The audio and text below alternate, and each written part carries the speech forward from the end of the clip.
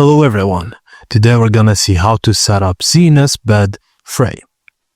Firstly, carefully cut open the box and bring out the tools.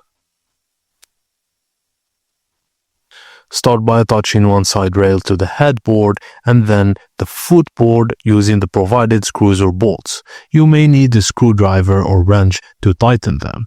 Ensure that the side rails are securely attached and aligned properly with the headband, board and footboard. Use screws or bolts to fasten them tightly, but don't ever over-tighten, as that could strip the threads.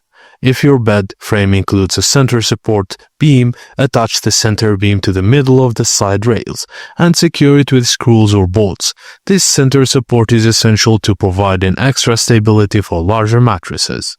Attach the center support legs and make sure they are adjusted to the proper height to keep the frame steady. Depending on the model, you may have a metal or wooden slats that need to be inserted across the frame for mattress support. Just lay the slats across the side rails. The slats should be spaced evenly, typically around 3 to 4 inches apart. Some models may require securing the slats with screws or clips. Now, go back and check all the screws and bolts, tighten them further to ensure everything is secure, but again avoid over-tightening to prevent damaging the frame. Adjust any legs to make sure the frame sits evenly on the floor and is level.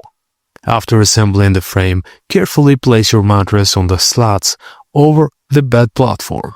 If you're using a box spring, place it on the frame first, then place the mattress on the top. Check the stability and adjust the bed to your liking. And that's it, guys. Thank you for watching, and please don't forget to like and subscribe for more.